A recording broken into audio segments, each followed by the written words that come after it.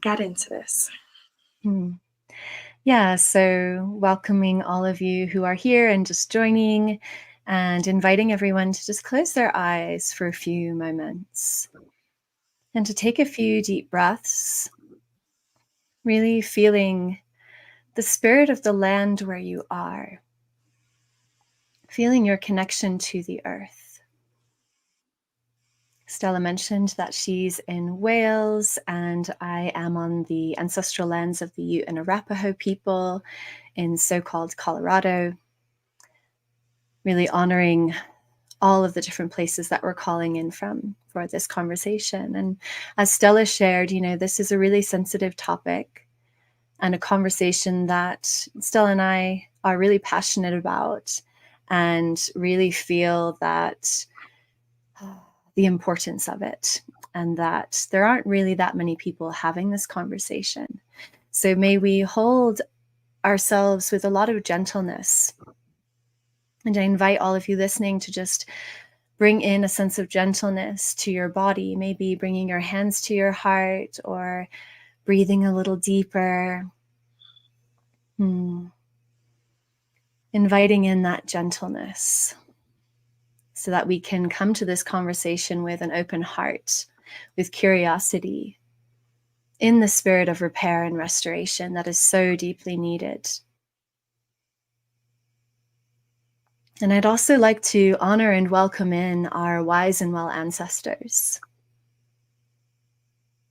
Feeling the ancestors, especially from the British Isles, from England and from Wales, and all of the other beautiful regions and territories of these islands. Feeling these wise and well ancestors holding us in this conversation. And for those of you who don't know me, it is truly my devotion to the ancestors that drives me and really inspires me and motivates me to have these conversations, even when these conversations are difficult. And it is through my listening to the ancestors that I bring forth my perspective. I'm always in communication with them. So honoring my ancestral guides in this moment. Thank you, thank you, thank you, dear ancestors, for guiding me in this conversation, feeling your presence in this moment. Maljeo. In Proto-Celtic, the word maljeo means praise or thanks.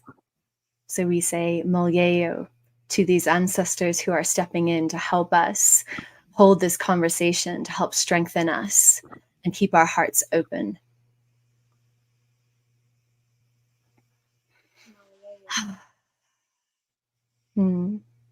Thank you, everyone, for that. And passing back to you, Stella. Yeah, so there were many questions that could be said and asked. There were many questions I wanted to and that were coming through, but really the few that I'm going to be bringing are going to be so juicy that they can be unpacked over an entire book if we wanted to. I'm sure me and Tara could write entire books on these singular questions. So I'm interviewing Tara. I'm the one that's got the questions, and I have got both English and Welsh ancestry.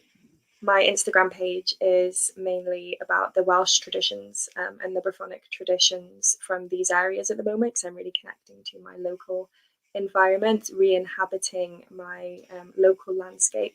But I also have the English, so I just wanted to say that, because when you go onto my page and my, what I do, it doesn't quite look like that. But I do. My great-great-granddad is London area and Middle England, and then on the other side my family go back really far into Wales, as far as we know. So this conversation and these questions I'm going to be asking now are going to be about honouring the English ancestry, and that is the land that we now call England, which I feel is important to just to understand and hold this England and English ancestry and English tradition, English culture as the land, not necessarily what we now know today as Empire, England. So yes, Tara, if I could just share something that I'd read, which was the intention for me coming to learn from someone with English ancestry in America who isn't afraid to look at the colonial history of her lineage and is on the path towards decolonization, and to share where I can relate as someone who also has English ancestry, while acknowledging that my Brythonic Welsh ancestors were the first to be colonised by the British Empire, and how today Welsh cultural stories are often believed to be English stories, and where there are crossovers, and why we as individuals find these topics important. So, Tara, why is it important for you? Why are you doing this, really? What is this? Why is your spiritual journey bringing you to a place where you're exploring your English ancestry? And why is it hand in hand with like making sure that you're not bypassing the harms of the English Empire? Mm-hmm. Thank you, Stella. Really honoring your intention and sharing in that intention. We all hold pieces of this remembering that I feel so many of us are committed to or wanting to commit to. And I truly feel that this remembering is about honoring our lineages in their wholeness, the good, the bad, the ugly, right? And so just to give a little context for everyone about who I am. So I am American, as you can tell from my voice, but I actually spent a lot of my childhood in England, most of my childhood. And my father is English. I have lots of English family. I visit often. So I have very deep roots in England, and had my own personal experience of growing up inside the English culture. So I became interested in, quote, Celtic paganism and the Celtic traditions, and I'm using quotations for a reason, which I'm sure we'll get into later, when I was 18, when I was still living in England. And this really was a moment of sort of remembering for me and awakening, because I was really hearing the call of the land to remember the ancestors and to remember our ancient heritage, our ancient roots.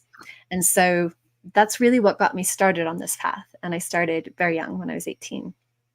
And this path meandered over time and led me to explore my Irish ancestry once I was living here in the United States.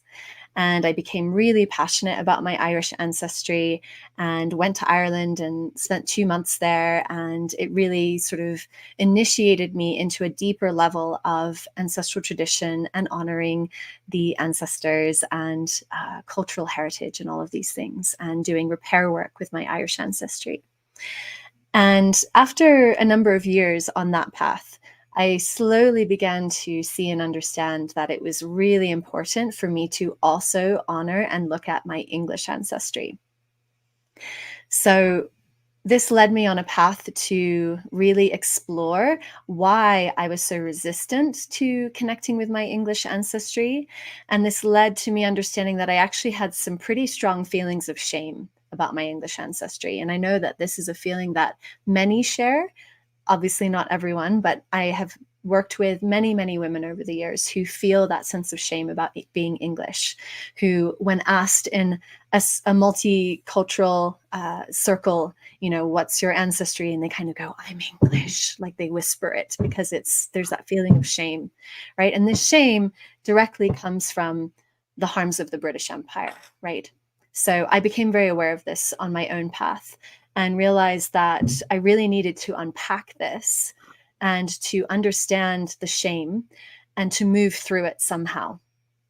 And so that really led me on this journey into the deeper layers and the deeper roots of what it means to be, quote, English. And it's important to honor here that, England has only been England since the 900s. And before that, England was very much part of Brythonic Britain. So as Stella mentioned, when I'm talking about England, I'm really talking about the lands that we now call England. And I wish that there was a better way to describe that, but I don't know that there is, right? So we're talking about this very specific land and nation that we now call England, honoring that England has its own unique identity, in part because of the British Empire and, our unique history within the British Isles, and also honoring that England is part of Britain and was very much part of Brythonic Britain before the Anglo-Saxons came. So there's a lot of complex history to be with, to understand, to honor, in terms of what we call England and how we relate to being English, right? So my primary focus, once I started getting interested in the deeper roots and heritage of what it means to be English, really brought me to the pre-colonial and pre-Christian traditions. And I started to understand that this word Celtic that we see thrown around a lot is very overused and misunderstood, and often incorrect in its use. And I started to really also feel and understand, especially because of my Irish ancestry, that there was this sort of I could see that people in England were sometimes going to the Celtic traditions of, let's say, Wales or Ireland or Scotland or Cornwall and kind of claiming them as their own. And I started to see that this was problematic for a number of different reasons. And I started to really feel the complexity of this and the pain of this. So, for example, I have heard many people in Ireland sort of say, the English are kind of coming to our traditions going, oh, well, I'm wanting to connect with the Celtic traditions. And so they were going to Ireland and basically appropriating the Irish traditions. And let's remember that Ireland was deeply colonized by England, and the same is true in Wales, right? And so here's where there's complexity, right? It's like, how do we hold our Celtic, Brythonic, ancient roots and our sort of Celticness, which is, complex in nature, and honor all of the history that's happened since then, right? It's like we can't bypass all of that history, right? From the pre-Anglo-Saxon era to where we are now, right? So we can't just bypass the British Empire and appropriate from our Celtic neighbors in the name of reclaiming our roots, right? Our ancient roots. So this obviously is very complex. And it led me onto this path of going, well, what is ours to reclaim as people from England with this identity today in the modern world that is very much English, right? And how do we connect to our Brythonic past in a way that doesn't appropriate from the Welsh traditions or, our Celtic neighbors, right? So that's really been my personal approach. And I have tried to bring as much sensitivity as possible to these complexities, right? And so to come back to your question, Stella, of why it's important for us with English ancestry to embrace our heritage, I feel that if we deny our ancestors and we deny our heritage, we really hold ourselves back from being who we fully are and who we truly are, right? And all of the different aspects of our identity and history as people who are English, right? And I also see many people in England appropriating from other cultures, right? So the appropriation isn't just happening within, Britain and Ireland, but also elsewhere in the world, right? And I think that comes from a deep wound of feeling that we don't have our own ancestral traditions to return to, that we don't have an intact culture to reclaim. And while it is true that our heritage is very fragmented, we do have an opportunity to put together those fragments, those threads, those pieces, and really feel our own sense of identity and heritage rooted in the lands that our ancestors were connected to throughout time, right? Throughout many different waves of invasion and being conquered and what have you, right? We do have a very complex history. And so there are many different threads to follow and many different pieces to put back together. So in other words, I realized I had to fucking do the work. Like there was not going to be an easy shortcut to just suddenly go, oh, here's this intact English heritage that I can connect to that takes me all the way back into, Celtic Brythonic Britain. Like, no, it's work. And so that has been my journey over the past few years in particular, to really focus on that.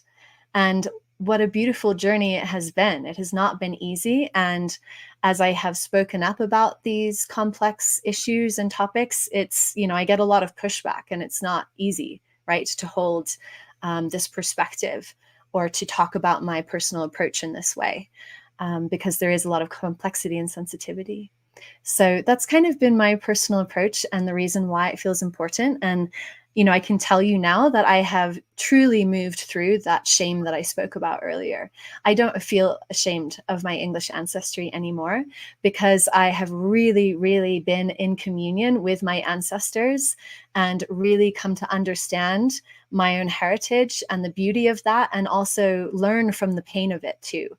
We don't have to feel shame about the British Empire and our history of colonialism if we truly reckon with it on a deep level, and also see how we can be the change that is needed to repair, right, through decolonization, through through honoring the true history of the empire and the harms, and do that important repair work that's so desperately needed.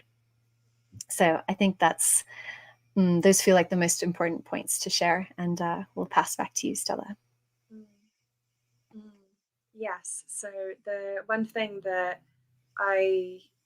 that's coming to me now from the many things that you spoke of was the cultural appropriation topic, and just pointing out that a lot of the words that we're using here have got stigma attached to them, and they are not very understood in the sort of mainstream world as to what they truly mean. And then when talking about them, there are a lot of preconceived ideas surrounding what they really mean, and they could mean something different to one person to the next, which is very true with a lot of what we're talking about. And just to remember that we're having a conversation about spirituality, and this is our personal journey and our personal exploration for our personal reasons for exploring not just the earth and our ancestors, but the cosmos itself. So for us to just be gentle with each other's spiritual and religious journeys in these discussions and conversations, and be open and curious to talk, to learn from one another. I think that's the most important thing, because,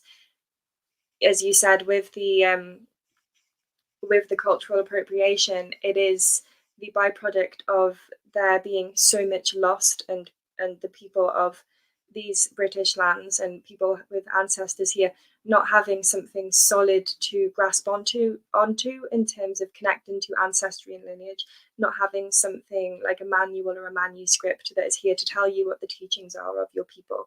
There is no sort of indigenous framework that is guiding us, and as much as we can ask with deep gratitude for the elders of the surviving indigenous traditions to help us return to who we are, it's not as easy because of many reasons. And with the cultural appropriation, it's like that comes with I feel it is something that a lot of people go through, and I have for sure gone through that. When I had my spiritual awakening, I was appropriating cultures because I went out to look and seek answers to help me understand the experiences I was going through, and it was the answers from other cultures that provided that thing that I could relate to, and I could be like, wow, I really relate to that based on my own experience. And then I appropriated it,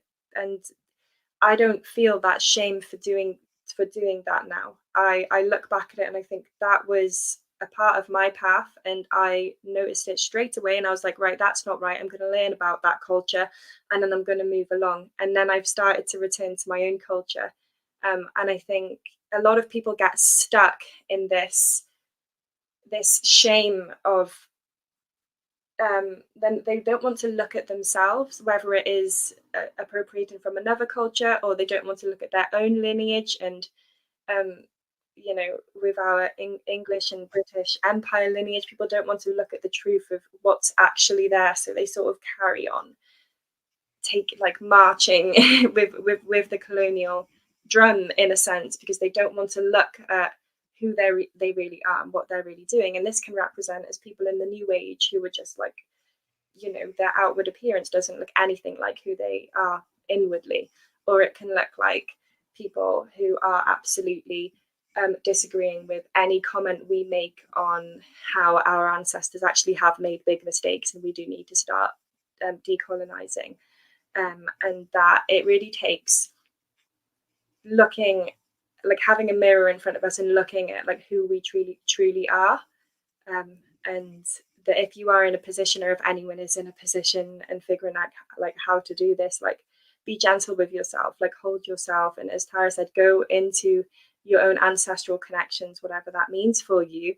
And like know that it's okay to feel shit, know that it's okay to feel grief, know that it's okay to feel the loss of what your people have gone through, what perhaps the people on the land you are on now are going through. And it is actually through these deeper emotions that we start to embody more of a wholeness. I think in our society today, we are like so avoidance of real, true, deep emotions, especially when it comes to community and like collective grief and community grief, which has got a lot to do with this. But there are some things that we can do that can bring us, once we've moved through those emotions and that acceptance, there are some things that we can do and think, okay, so I'm going to actually look at my lineage and my ancestry, but like where to start? A lot of you probably is like, where the fuck do I start? Like, where do I start with this? I've got ancestors from here. England at the time, or Britain at the time, there were many different tribes who had many different beliefs, and we don't know what they were doing or what they were believing. So really, Tara, what I want to ask is like, what are the things that you personally on your journey after moving through, as what you've just spoken about, that journey to returning and feeling that shame and then moving on from it, what are you doing now, and how is it that you are honoring this? Mm-hmm. Yeah, I think it feels important to say that connecting with my ancestry, my English ancestry and heritage, actually helped me move through the shame. It's not like I did that after the shame. It all was woven together.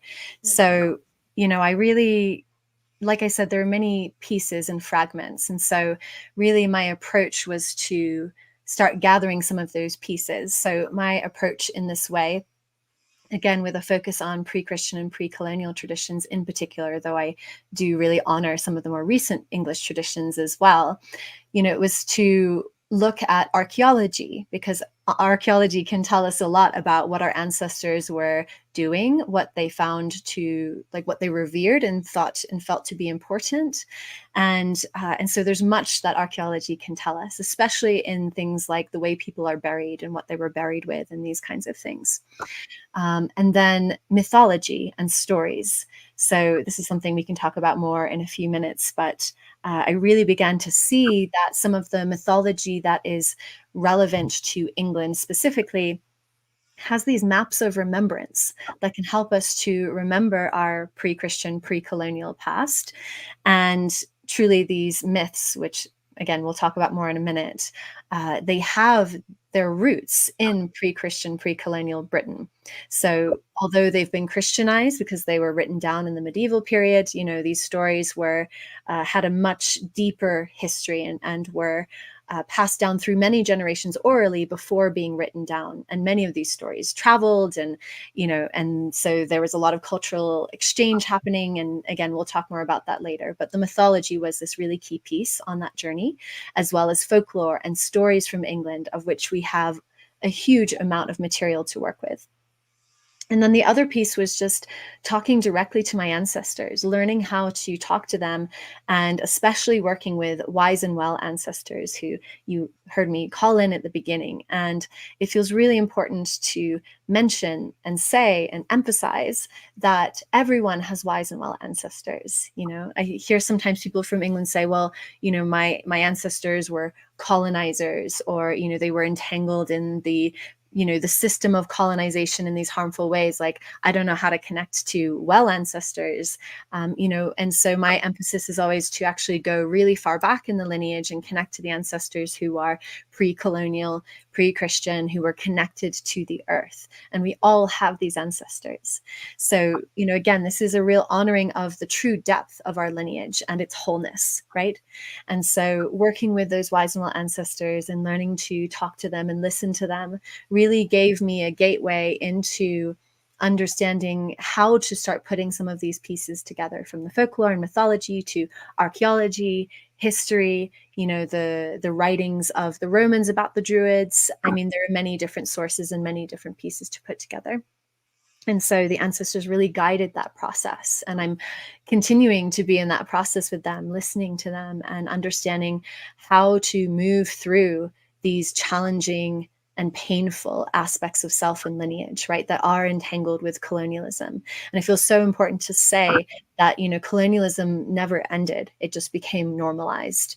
And, thinking about this on a global scale, there are many, many different territories and lands that are still incredibly colonized, including where I live here on Turtle Island, right? So-called America. This is an incredibly colonized country where Indigenous people are still suffering really deeply. And then if we look at the British Isles and Ireland, the wound of colonization is still very present from the British Empire.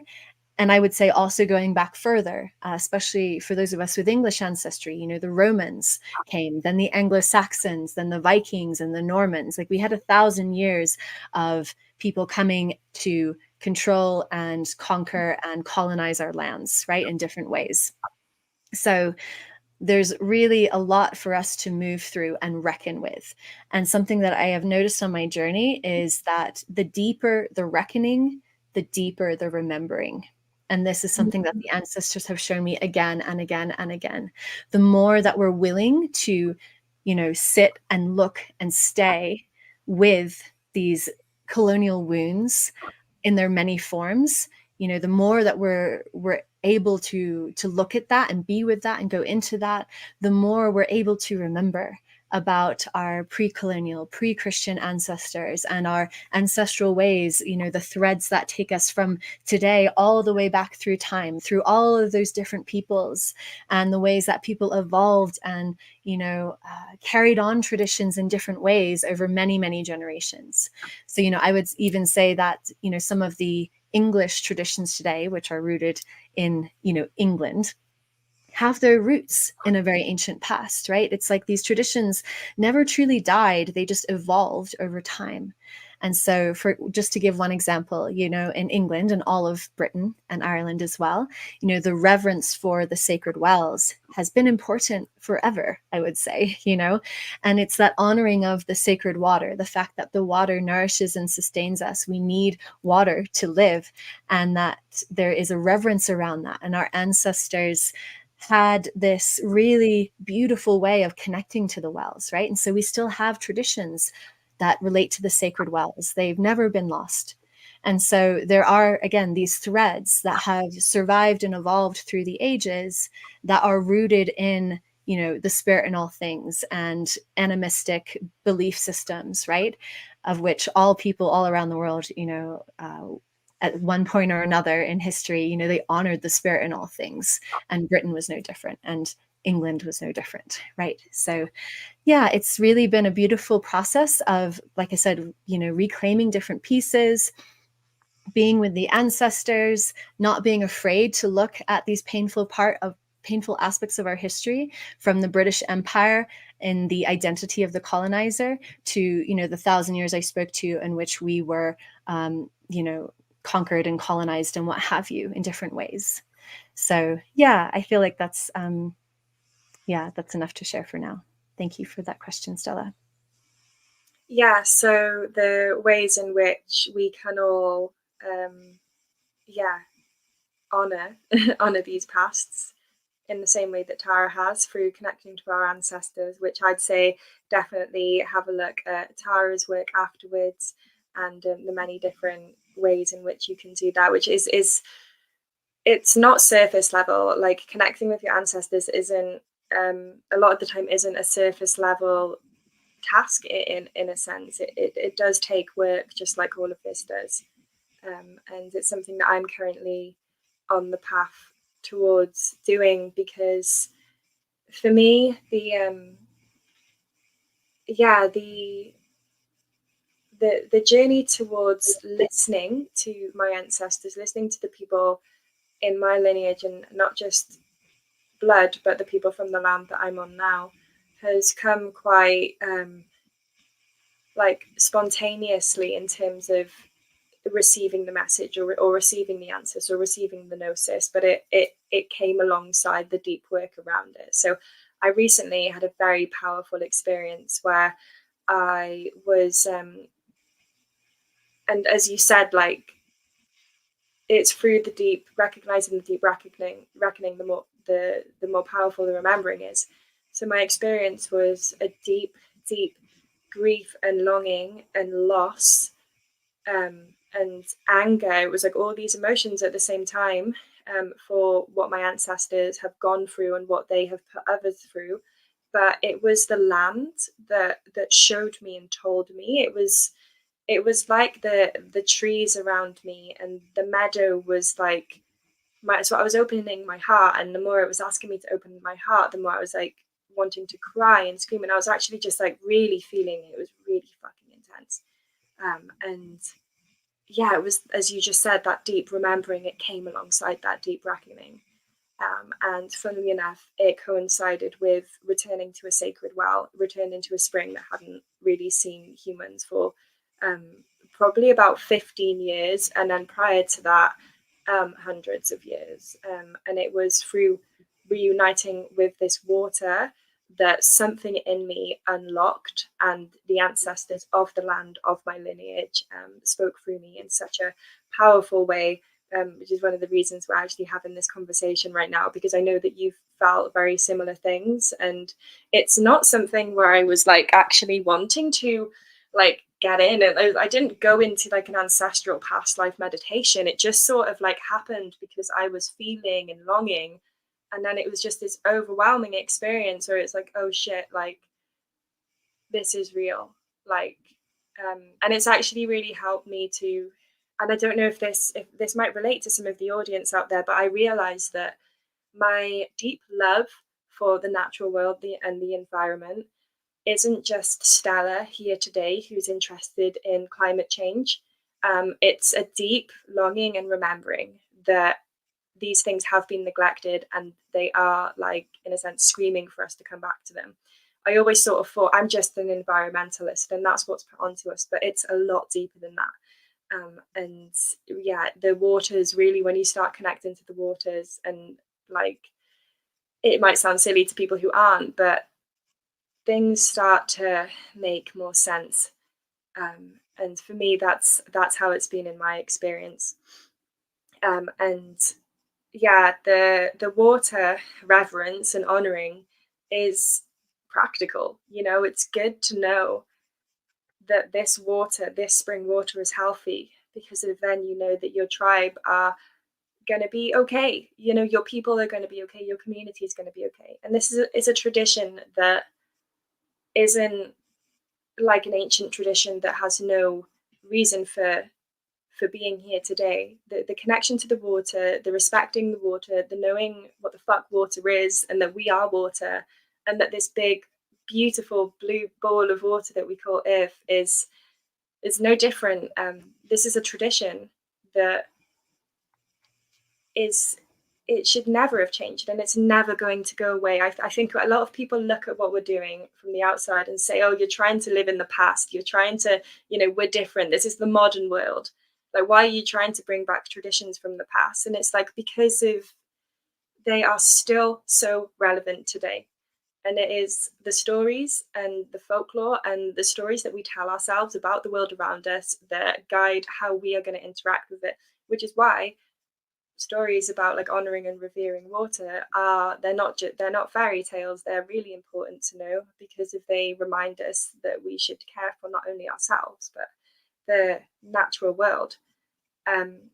So just sort of on the topic of the water and the mythology, where did water, and I wasn't going to ask this, but I'm intrigued, where did water come into your journey with all of this?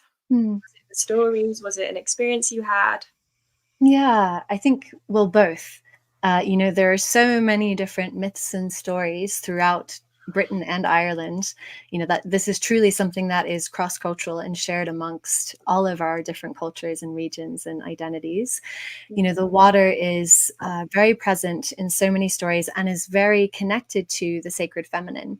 So many, many different wells are named after female deities, including in England, and there's this real sense of that nourishment that is, brought forth from the water, right?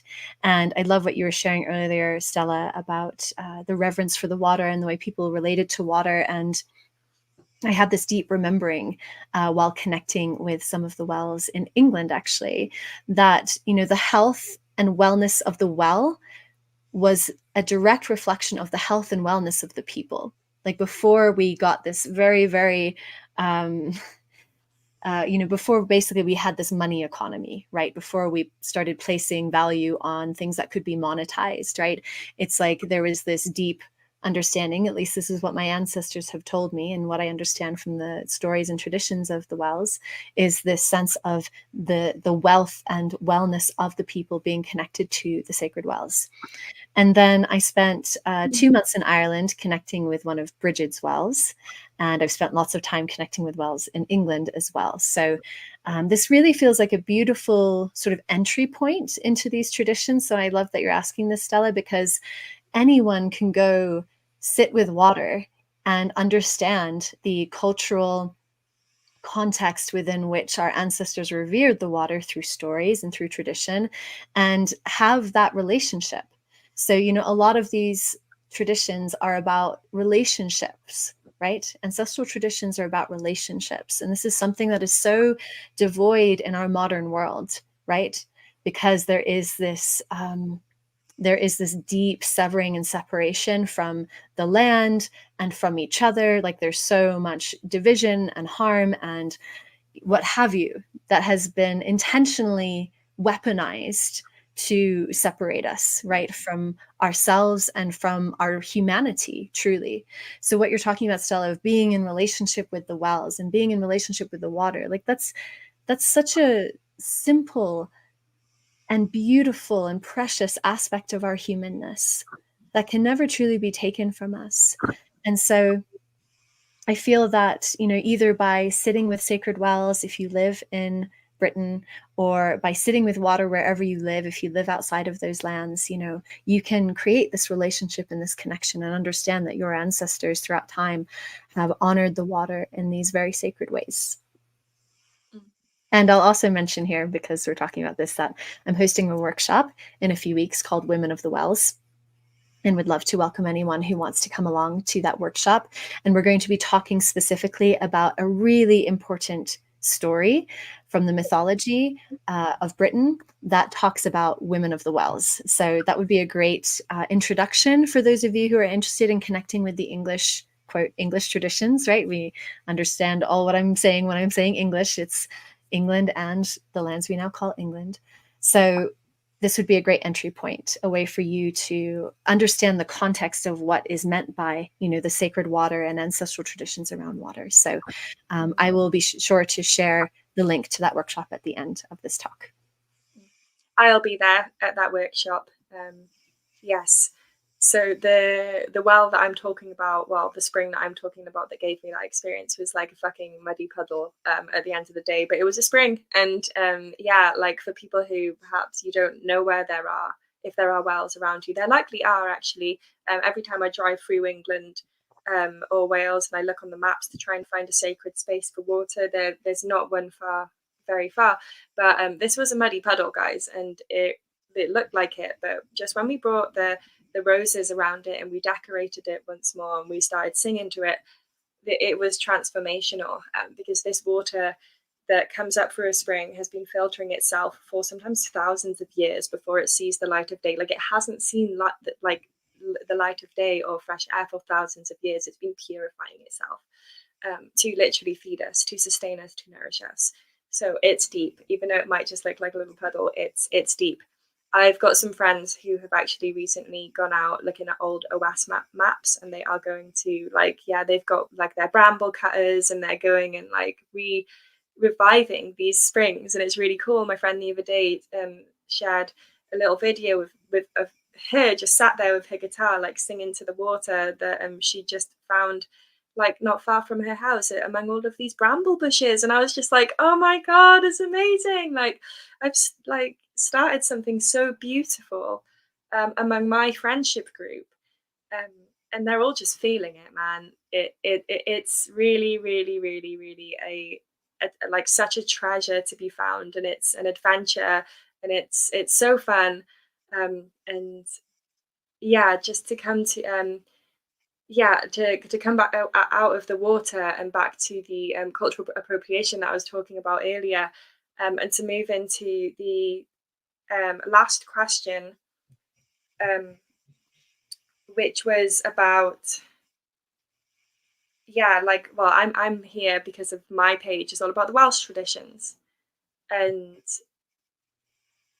it's funny because I had no idea that my own Welsh culture could be appropriated, even by myself, weirdly, because when I started looking into Welsh spirituality, Welsh paganism, Welsh witchcraft, just anything that was Welsh and spiritual, I was given a load of culturally appropriated like resources.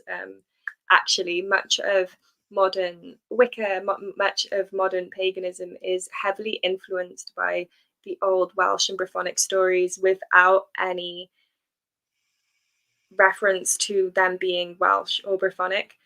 So I found books on Welsh gods and goddesses, and I was like, yay, these Welsh gods and goddesses. And I was putting them on my altar because some of these resources said that they were honored and worshipped as gods and goddesses pre-Rome, but they actually weren't, which was disheartening for me because I hadn't fully researched before sort of identifying with these things. And this is what makes this so hard. It's research. It takes research, and it takes knowing how to research, which isn't easy. So it is not your fault.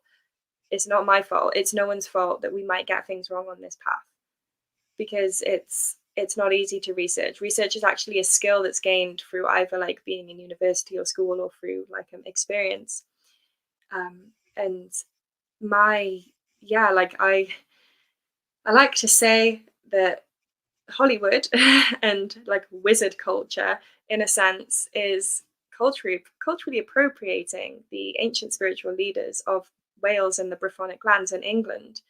Um, and it's like it was a long time ago, so it's not something where I feel like I want to defend. I love fantasy, and it actually brings to life and brings it forward a lot that has been lost. But it is a misrepresentation of what perhaps the druids were like. You know, people sort of think of the druids and they think of this wizard-like character, which is an accurate description of what the druids were like across the Celtic period. Or people might think of the Welsh gods and goddesses and think of like Ceridwen, Mabon, Rhiannon, but really, actually, these were characters from a book called the Mabinogi, and this book is a book of stories and a book of fables. And we today can associate these characters with like gods or deities, but they're actually more like human beings, and with magical abilities that move in between the realms of the human and the magical, that move in between the other world and this world that we live in today. So they are deeply relatable, which is why modern paganism has sort of grasped onto them. But I think it is important to know where they come from. And I don't know many people who are doing that, who have looked that deep enough into it to know that there is a difference between the sort of modern pagan perspective on what perhaps gods and goddesses were like in the like English or Brythonic or Welsh word. Like it's kind of like this big amalgamation of fantasy, and then there's you, Tara, who's actually like done the research and has looked into it and is like, well, you've got your English lineage, so it doesn't quite make sense for you to hone in on these, or for you personally, like to hone in on these Welsh traditions and stories, and like, oh, actually, what are these Welsh traditions and stories, or where do they come from? So yeah, the last question was around why is it what was it? Where is it? Why is it important for you to leave the Welsh stories out of this, and where have you seen the English and Welsh stories blend in ways that they perhaps shouldn't? And this isn't to say, guys, that you're not allowed to look at the Welsh stories and you're not allowed to explore them. This is just Tara's personal, like your personal experience, isn't it? Like this is you. Yeah, this is something that's important to you, and I see it now as important because they are so kind of like elevated, perhaps in the wrong way, yes, but they're so elevated, they're so pushed to the front, and then so much of what was going on in England is just completely like ignored in a sense, and not even uncovered, like not even dug up. Like you're sort of like digging up this stuff that's been like deeply buried for so long. And um yeah, like what is this bit about? Yeah, thank you, Stella. So yeah, just to emphasize, what I'm going to share is just what feels most integrous to me. So this is just my approach, and this is very complex, right? So as I was sharing earlier, when people want to connect with their Celtic Brythonic roots in England, it often leads to people not really understanding that England has traditions and goddesses and deities and what have you, but they're buried very deep, and that it's easier to find information and teachings about, let's say, the Welsh gods and goddesses and the Welsh traditions or the Irish traditions or what have you. But the problem here that I really deeply see and feel and know that I'm not alone is that there is this colonial wound between Wales and England. And I'm going to just talk about these two because just for simplicity and because me and Stella are having this conversation. So we're going to talk about England and Wales. So there's this deep colonial wound that has not been fully repaired. Again, colonialism never ended, it just became normalized. So just to try to emphasize this and give an example, the Welsh myths were written in Old Welsh, right? And so when you're reading the Welsh mythology, you're reading an English translation of them, most likely, unless you happen to speak Welsh and are familiar with Old Welsh. And Welsh was literally beaten out of the Welsh people because of the colonization of England. And Stella, I know that your family has a personal experience with this, right? And so this is just one example of colonialism and the wound that is still present because from what I understand, Stella, most people in Wales do not speak Welsh. Like there's a revival of learning the language and what have you, but maybe actually you want to speak to that for a moment before I continue. Yes, so most people don't speak Welsh fluently. Everyone since 1999 will have had to have learned it in school, but it was only since 1999 that it became mandatory in school. Before that, even in the Church of England schools, you weren't taught about Wales, you weren't taught about Welsh history. Like my uncle was in a school in Haverfordwest in Pembrokeshire, which is on the west coast. It's like far, far, far into Wales, and he didn't learn anything about the Welsh language, Welsh history. It was the Church of England school. He got taught all about royalty. He got taught all about their family and the history of England. And in my personal story with so the reason that I don't speak Welsh is because it was beaten out of my great nan, who she's alive today, her mum. And before then, the Welsh language was spoken fluently in my family. And it's only in the past 3 generations that it hasn't been.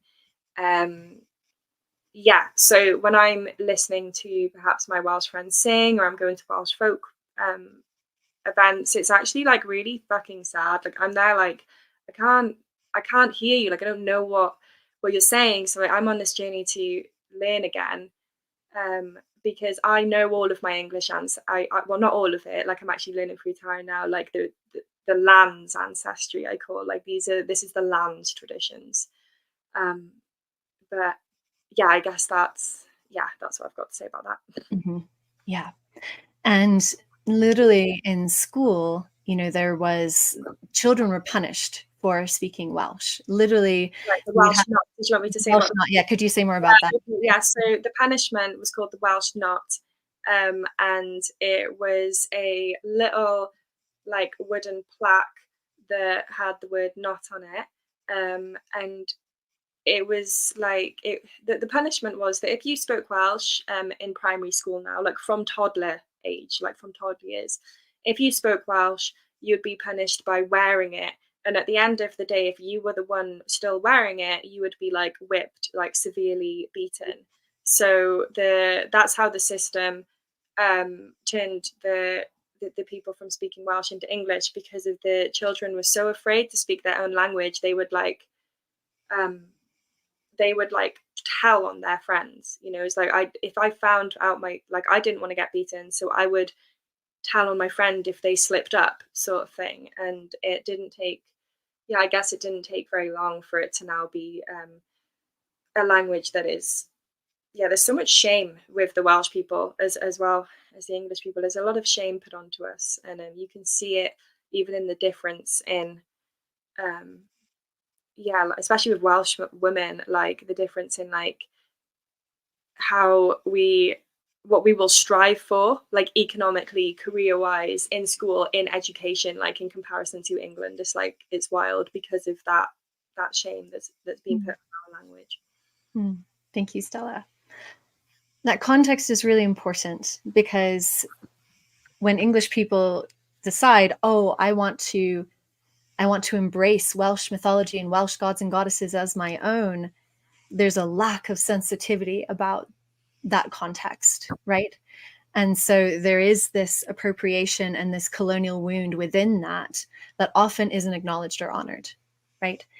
So it feels important for those of us with English ancestry to educate ourselves about the harms of the British Empire and why it's important to be really sensitive about how we embrace our own heritage, right? And honor these colonial wounds, even within this very small part of the world, like Britain and Ireland, you know, just understanding as much as we can the history that has happened there and the history of colonialism there. And then, you know, you can go learn about, you know, colonialism elsewhere in the world too, which is obviously equally as important, especially if you live outside of, you know, the British Isles and what have you. So learning about this colonial history and then going, okay, what is the most integrous and sensitive way that I can reclaim my heritage without appropriating, let's say, from Wales? And the reason why Wales is so important is because England and Wales were very, very, very, like there was no separation in Brythonic Britain between England and Wales, right? And so we have to kind of walk between these two truths, that yes, we were part of Brythonic Britain, and Wales holds a lot of wisdom about Brythonic Britain today, and the truth that, you know, there are these colonial wounds, right? So how do we walk between those two truths? And that's really what I try to do as much as possible. So in my own approach, it feels deeply inappropriate to connect with the Mabinogion, which Stella mentioned earlier, and with the Welsh gods and goddesses. And the Mabinogion talks a lot about the Welsh gods and goddesses. So for me, that's like, yes, yeah, please. just to touch in on that again, they're not Welsh gods and goddesses, so they were never honoured or worshipped as gods or goddesses. Some of the characters that you might see today, like if you type, for example, if I type in today on Google Welsh gods and goddesses, Cynnos comes up in that list. And you know, Cynnos is a you know, a Germanic deity, a deity from Europe. It's got no connection to Wales. And then it might come up with Rhiannon, who there's no evidence to suggest that she was ever actually honoured or worshipped as a goddess. This is people wanting to connect to something. And it is like comparative mythology in a sense. Like this is actually quite important to bring up. A lot of what we do know and what we say we know and understand about the so-called Celtic world, and I think we should at the end touch on that word Celtic, is we've looked at other surviving indigenous cultures around the world and we've said, oh, this is what it looks like. It looks like they're talking about another world. For example, in the Welsh otherworld, where these gods and goddesses come out of the water, we call it a Welsh otherworld in the English language, because the English language cannot do justice what the original people of these lands actually believed or understood. So the Welsh otherworld is actually called Anufn, which translates to the inner deep world. It actually has no sort of other there, but we've looked at other parts of the world and been like, oh, these characters look like they're goddess like, so we're just going to slap the word goddess onto them.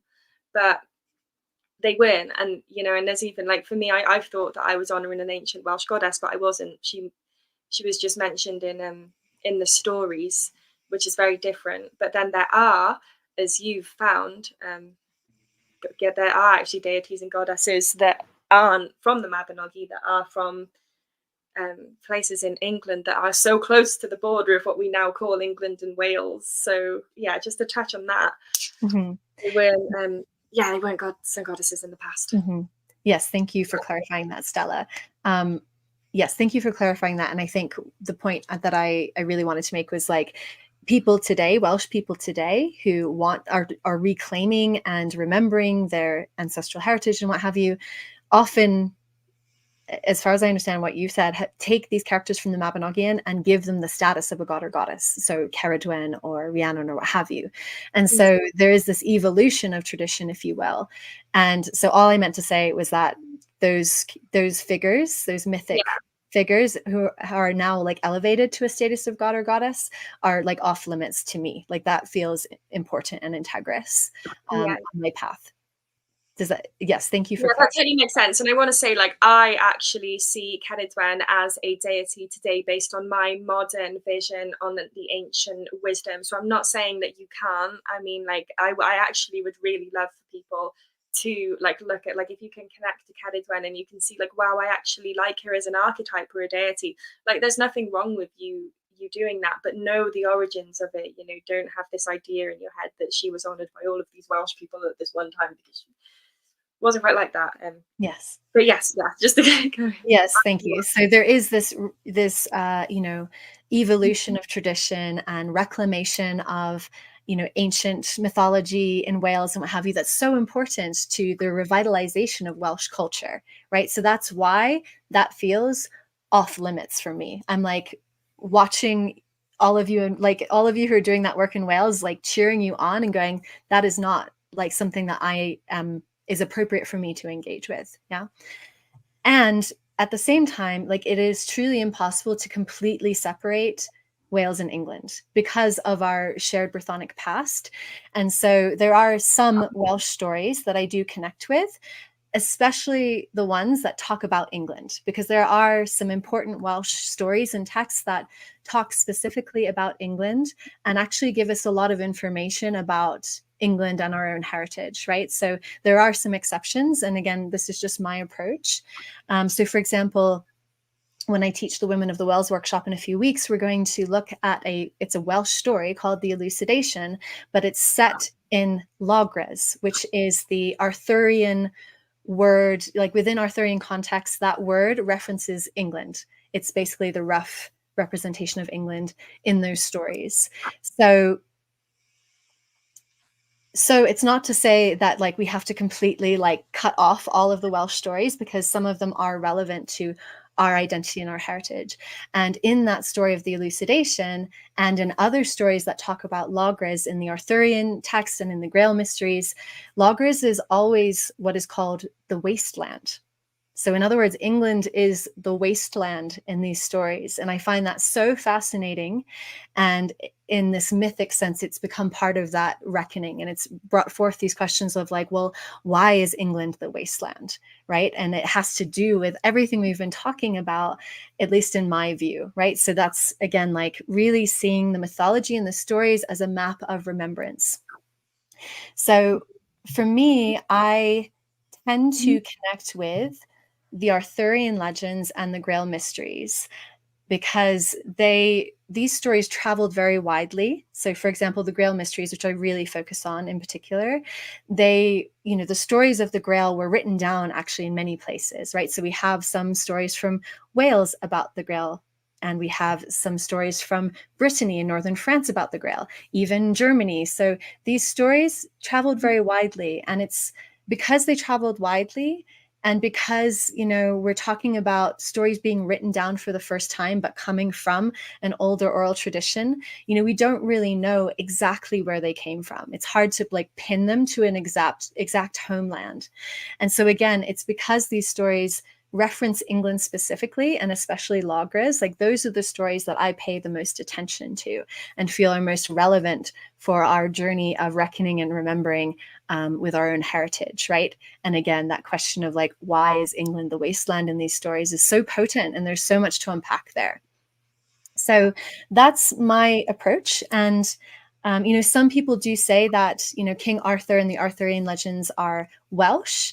I personally feel that that doesn't quite feel true for me, because King Arthur and the Arthurian legends, again, traveled very widely. And we see evidence of King Arthur and his knights in those stories being written across the entire landscape in Britain. And he's described as a king of Britain, not a king of Wales, right? So I feel like there's some complexity there, and I'm sure some people will disagree, and that's fine. That's just my personal feeling. And there are certain places in England specifically that are connected to King Arthur and stories of King Arthur and his knights. So, for example, Stonehenge. There's a really wonderful story about Stonehenge and the wizard Merlin, who's from the Arthurian legends. That's just one example, but there are many. So that is my approach in terms of the mythology. And also, honoring our own deities, our own gods and goddesses. So, for example, in Northern England, we have very clear evidence of a goddess called Brigantia being honored and worshipped. And she had a temple in the area that is now Yorkshire, where there was a perpetual fire that burned for her. And there are other sites that are connected to Brigantia where, clearly people were worshiping her and in communion with her. There are other goddesses as well. I would say that she's one of the most prolific. But again, it's like we have our own traditions. We have stories that are relevant to our heritage. We have our own deities, right? And so in terms of the like pre-Christian, pre-colonial Brythonic traditions, there's a lot for us to connect with, actually. We just have to do the work of putting the pieces together. And with these traditions as well, I truly feel that like more is not always better, right? So sometimes people are like, oh, well, we've only got these fragments, we've only got these pieces. It's like, well, go really deep with those pieces, so we don't have to have this big, huge, we don't have to have lots and lots and lots of material in terms of our heritage. We can just connect really deeply with what we do have. And so that's something that I really try to do in a 6-month program that I have called the Grail Priestess. And we really go deep into the Grail mysteries, especially the stories about Logres, England. We go really deep into aspects of archaeology. And I really love putting together archaeology with mythology. That's like one of my very favorite things to do, because there's kind of this cross-referencing that strengthens the themes and the beliefs and tells us so much, right? So yeah, that's my approach in a very short description. I could literally talk about this for hours. Like there's so much to say. But yeah, I really feel that it's important for us to be discerning and sensitive when it comes to, reclaiming our pre-Christian, pre-colonial, Brythonic or Celtic past as people with English ancestry. And again, walking between those two truths that England and Wales were once, there was no separation. We were all Brythonic Britain, and the truth of the last, hundreds of years in which Wales has been deeply colonized and deeply harmed because of England. So we can hold all of these truths. And really, like, my prayer with all of this is that we can be mature enough to honor all of these complexities. Like, I often see people, especially like in comment sections on Instagram, of like, it's either this truth or that truth, right? It's either this or that. And I'm like, can we embrace all of it? Can we really lean into the both and of this and know that there's no like true right answer to any of this? And there's no true right answer to history, how we perceive history. Like, all of it has to come from our own relationship and our own personal understanding and our own connection to our ancestors, so that we truly feel that we're walking a path that is integrous and true to who we are and what we value and what we stand for. So, I have intentionally chosen to walk a decolonial path. And that applies to everything I just shared, and also, being an American here on Turtle Island and all that that means, right? So yeah, decolonizing ourselves in these ways is really part of that deep reckoning that I feel is so important for the ancestral remembering to come forth in really powerful ways.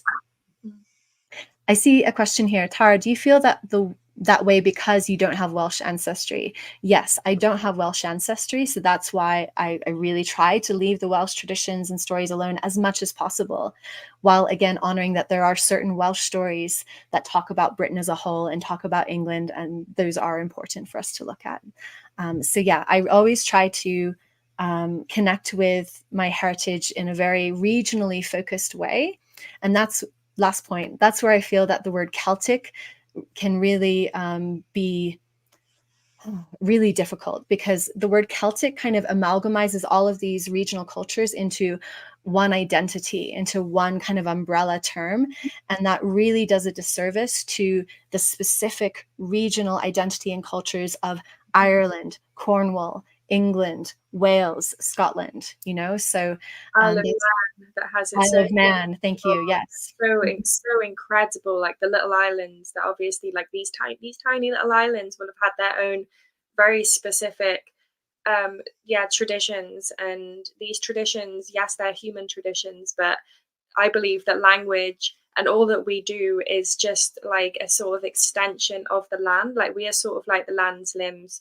We are Mother Earth expression and creating herself in many different ways. And the languages that we speak now, like we all speak the same. Like we all speak English, and like something that keeps coming to me at the moment is like you always hear like to understand a culture. Like if you go on holiday somewhere, they say to understand that culture, learn their language. To know a culture, know the language. So like no wonder we're all so freaking lost. Like none of us know our language, none of us understand our language. And I do believe that the English language has been designed in this way for us to find it real. It's very difficult to return to our origins, and this is why the English language has been designed in this way, because it is not the language of Mother Earth speaking through us, to unify ourselves and align ourselves with the earth itself. Yeah. Yes. Yeah. Yeah, and I love what you just shared, Stella. And I just want to highlight the work of Carolyn Hillier, who's doing some really beautiful language revitalization around the Proto-Celtic language, which is a dead language. But she's really bringing it forth as a woman from England. She lives on Dartmoor, to bring forth this ancient language, which we can connect with. And it really has this very different energy to English. So I really like to bring Proto-Celtic into my prayers. Like some of you heard me say Molieo earlier, which means praise, thanks. And so, yes, language is really important. And in the English language, is a more modern language than other languages like Welsh and Irish and what have you. And it has that energy of it was developed through, from what I understand anyway, someone please correct me if I'm wrong, but through like merchants and trade and like these kinds of things. And so, every language has its beauty, and I don't want to just write English off as like the language of colonizers, but I do find that connecting with Proto-Celtic has a really ancient and sacred energy to it, which can be beautiful to connect with. And I was oh no, carry on. Just one last thing, just to say that, just following what we were sharing earlier, our ancestors would have had a very, very small sense of regional identity. Many of our ancestors hardly traveled, hardly went anywhere, and some of them went very far and traveled very far. But that sense of regional identity feels really important. And so I try to honor that and bring that into this work as much as possible. And again, there are places where that's not possible. So like Proto-Celtic is a language that was spoken by many different people, potentially as far back as the Bronze Age and into the Brythonic era. And so, that's like yes, not an example of that. So again, we're putting together pieces as best we can, honoring regional identity and culture and heritage as much as we can, understanding that we've been severed from many of these traditions and cultural lifeways for a very, very long time. Yeah. Yeah, no, I just found what I was going to say. So there's a woman called Laurel Erica, and she is I'd call her an elder of poetry, really, and language. And she talks about the origins of the English language and how it was actually, in fact, designed in such a way to, like, by church, by empire, to to turn us away from living language, in a sense. For example, in many indigenous cultures and tribes over in on Turtle Island now, they will have words that describe like trees as living beings. So like the language that we use um, completely conditions us and our perspective on reality, and the sacredness around words within the Proto-Celtic language. Um, like it's such a sacred language just inherently. And the word Celtic, although there are lots of issues that come with that, and it is very problematic. Like if you've come from my page, you know it's something that I talk about a lot. It is becoming something today that is sort of becoming something new, and I think we need to also, like, we need to walk with the way things are evolving. And so like with the word Celtic, like it shouldn't be used to describe the past. I think it can be used as something for us to connect with each other on today, because we don't have words. It's sort of like a gateway, and like a gateway into something bigger and more important. But it's not something that can be used to describe one's spiritual identity from the past. um yeah, which is, yeah, that's the problem with the word Celtic. Same with, I guess, with the word English, in a sense. Like a lot of people don't like that we're using the word English, because it's England is empire in a sense, you know, but it's, we're talking about the land and we don't have a word for it. So like, what do you expect us to do, guys? You know, to all of the people who are like bashing us in the comments for using these terms, and like, what do you expect us to do? What we're doing here is trying, and I think that's the most important thing. What people say to me, where my fluent Welsh speaking friends, they say, just try. Like it's important that you're trying. It doesn't matter that you can't speak full Welsh. Try and sing a song in Welsh. Make the mistakes. What matters is that you are freaking trying. That you are one of the few people here today trying to return to the earth and care for her once more. That someone who isn't afraid to step into those more difficult and uncomfortable emotions and ways of being. Um, yeah, and yeah, I feel like we're going to be closing this off soon. So just to touch on the colonialism in the world today, me and Tara are some of the few people talking about Palestine online within the spiritual communities, within these sort of pagan, Celtic, what have you, communities. And it's, yeah, just like there's no words, like, and I don't think there are many words to say, but I just want us to feel, and to recognize and to be aware of what is happening, um, in whatever way you can. Again, I said, as long as you're freaking trying, like that's what's important. We don't all have the capacity to be everywhere and do everything all at once. There's a lot going on in this world right now, but it's important, I feel, for those of us who have got the privilege when it comes to time really, who have got the time to sit with what is happening, to sit with what is happening. Because as much as empire tries to make us feel like we have no foot in the door, we do. We have got a big foot in the door right now, guys. And there's like statistics, spiritual statistics, but it's something like, if like, I think it's 13% of the population of Earth, um like I don't know if, I don't want to use the word ascend, but like become aware of themselves, then the ripple of effect will be like very quick. So the more of us that do start becoming aware of what is happening in the world, the quicker that we're going to get to a better world. And this isn't about quick fixes. Like there are no quick fixes for any of this. It is us all taking responsibility for being human beings on this freaking beautiful planet with all of these beautiful children, beautiful mothers, beautiful fathers, and wanting to make it a better place, because it is possible. It is, that's just what I want to say. It is possible. And ain't no one telling me different, because I will try, and it's a hill I will die on to make this world a better place. Thank you, Stella. Yeah, that leads to a final point that I would like to make around the continuing harm of colonialism in all its forms. And, history repeats itself until it's made conscious and healed. And so part of my intention with this work is to end cycles of harm and to really reckon with the ways in which colonialism continues today, to not talk about it like it's just in the past, because it's not. And there are many, many examples of that, including Palestine, including Indigenous people here on Turtle Island. Like, you do not have to look very hard to find people who are still being deeply, deeply colonized and harmed. And so my call always in this work is for our spiritual practices and for our connection to our ancestors and our ancestral heritage to strengthen us to do this work of decolonizing and to speak up and to take action to help do the important repair work that's needed in the world today, and to do this in ways that are truly honoring of Indigenous people, and really having Indigenous people's voices be first and foremost, and listen to them. And how are they asking us to help? How are they asking us to support their cause, and to disrupt these cycles of harm?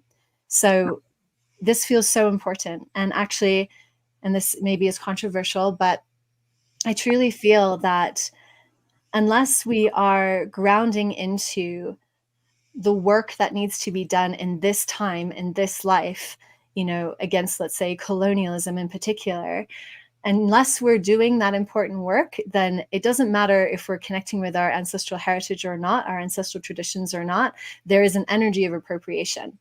So even connecting with my English heritage and what have you, like, I can sit here and honor my English heritage all day, the beauty and the harm, but unless I'm actually harnessing the strength and power of that heritage and the beauty and the magic of that to create change in the here and now, like, what am I doing, right? I'm just appropriating my own traditions and bypassing, like spiritually bypassing the here and now, right? What needs to be done here and now. So yeah, you can see on my Instagram post from today, I shared about the Roman Empire and how, the Roman Empire and the English Empire really have a lot of similarities.